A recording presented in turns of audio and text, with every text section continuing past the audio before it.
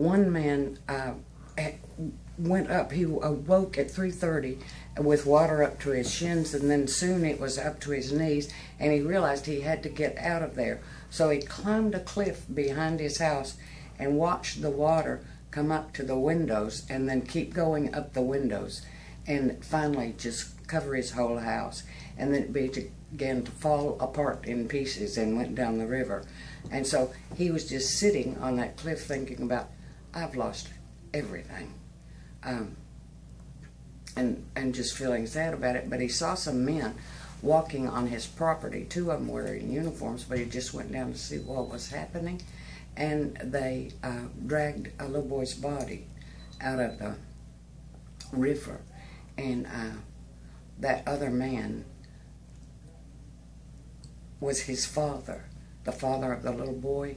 And that man was so crushed. He said, I thought I had lost everything, but I saw that father holding his son, his dead son, and he said, I couldn't even say I'm sorry.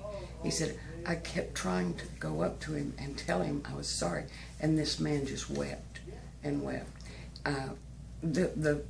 The shock, I think, of the speed of the rise of the water and the velocity. Another lady told me that she went to a high place and watched a house go by, and it had a lady on the top of the house, and she was furious. She was just full of anger because there were helicopters going around on top, and she just was so angry. She said, why do you fly up around there taking pictures and you don't come down and help? Well, of course they couldn't help because they were not equipped to do that.